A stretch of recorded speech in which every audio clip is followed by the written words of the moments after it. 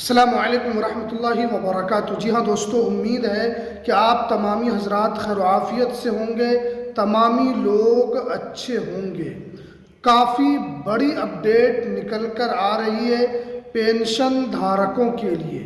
Pension बंद होना शुरू हो गया है। कैसे आप अपने पेंशन को बंद होने से बचा सकते हैं और इन 3 तरह के लोगों को पेंशन अब बिल्कुल भी नहीं दिया जाएगा।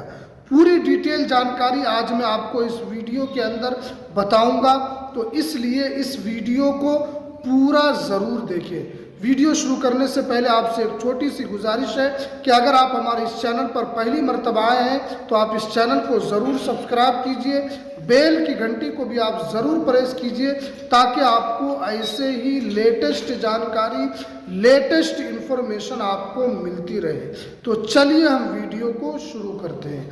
जी हाँ दोस्तों, बड़ी अपडेट निकल कर आ रही है कि इन 3 तरह के लोगों का पेंशन बंद होना शुरू हो गया है और सरकार जो है एक तरीके से पेंशन धारकों की वेरिफिकेशन को शुरू कर चुके हैं। अगर आप बिहार से पेंशन उठाते हैं, झारखंड से उठाते हैं, महाराष्ट्र से पेंशन उठाते हैं, यूपी से पेंशन उठाते हैं, भारत के किसी भी राज्य से अगर आप पेंशन धारक हैं, चाहे वो विधवा पेंशन उठाते हैं या वृद्धा पेंशन उठाते हैं या दिव्यांग पेंशन उठाते हैं, सभी को ये खबर जानना ज़रूरी है।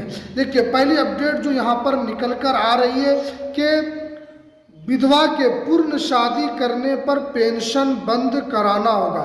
देखिए, बहुत सारी ऐसी विधवा महिलाएं जो तलाकशुदा है, पहले उन्होंने तलाक ले लिया या उनके हस्बैंड मर गए या वो उनके पास अब कुछ नहीं है, फिर उन्होंने एक पेंशन के लिए अप्लाई किया और सरकार ने उनको पेंशन भी देना शुरू कर दिया। अब क्या हुआ कि उन्होंने अब दूसरी शादी कर ली, यानी उन्होंने उनके पहले वाले हस्बैंड मरने के बाद फिर उन्होंने दूसरी शादी कर ली और वो पेंशन का पैसा भी उठा रही है, तो इनका पेंशन बंद हो जाएगा। क्योंकि सरकार ने साफ कर दिया है कि ऐसे लोगों को चिन्हित किया जा रहा है, ऐसे लोगों की जांच बहुत जल्द शुरू हो चुकी है और सारे राज्यों में इसको लेकर सरकार एक्टिव है। तो इसलिए अगर आप भी पेंशन उठा रहे हैं और आपकी दूसरी शादी हो चुकी है तो आप अपना पेंशन बिल्कुल भी न लें, बल्कि पेंशन को आप बंद करा दें।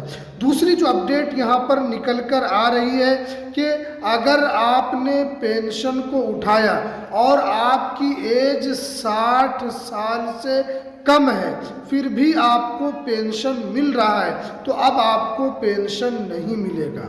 देखिए, अगर आपके आधार कार्ड में आपकी एज 60 साल से कम है लेकिन दूसरे डॉक्यूमेंट्स में आपकी एज 60 साल है तो फिर भी आपको पेंशन नहीं दिया जाएगा, बल्कि आपको अपने आधार कार्ड के हिसाब से ही आपके एज को यहाँ पर लिया जाएगा और उसी हिसाब से आपको यहाँ पर पैसा दिया जाएगा।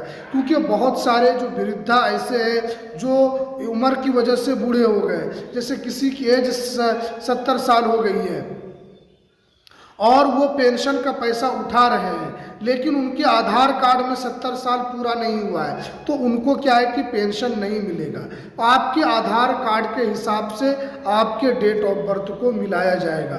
तो इसलिए आपको यहाँ पर ये चीज़ देख लेना है कि आपकी एज 60 साल आधार कार्ड के हिसाब से है या नहीं है। अगर है तो आपका पेंशन बंद नहीं होगा और अगर नहीं है तो आपका पेंशन यहाँ पर बंद कर दिया जाएगा।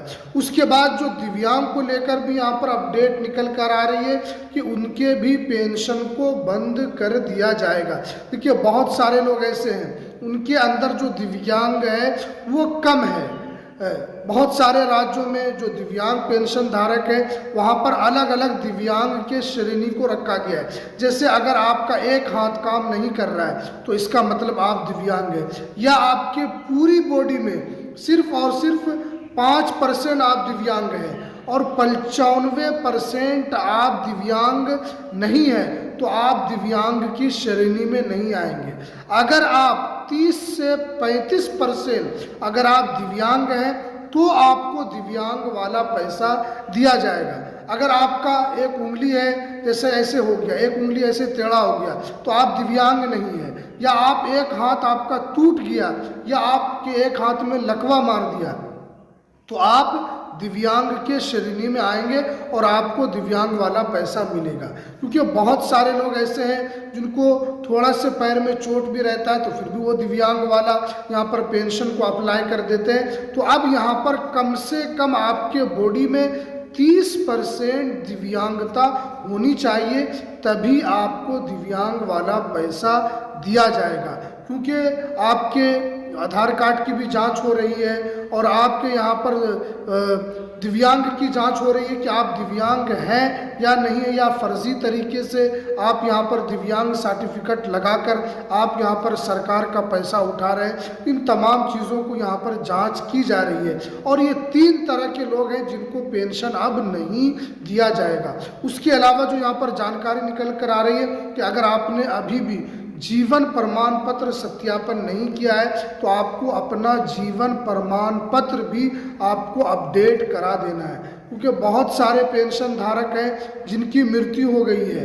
और फिर भी उनके घर में पेंशन का पैसा उठा रहे हैं, उनके ख़ानदान वाले उठा रहे हैं, उनके घर वाले उठा रहे हैं। तो अब इसीलिए उनके यहाँ पर दिव्यांगता की भी जांच होगी। उसके अलावा अब आपको यहाँ पर जीवन प्रमाण पत्र भी यहाँ पर देना होगा ताकि ये सुनिश्चित हो कि आप सही व्यक्ति हैं और सही व्यक्ति को इसका लाभ दिया जा रहा है।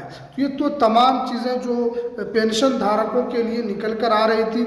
उसके अलावा अगर आपने ई-केवाईसी नहीं करवाया है तो आपको सबसे पहले ई-केवाईसी भी ज़रूर अपडेट करवा लेना है। तो चलिए ये कुछ जानकारी जो दिव्यांग और जो वृद्धा पेंशन और जो विधवा पेंशन धारकों के लिए निकल कर आ रही थी। तो चलिए हमें दीजिए इजाज़त, फिर मिलते हैं किसी नेक्स्ट वीडियो में नई अपडेट।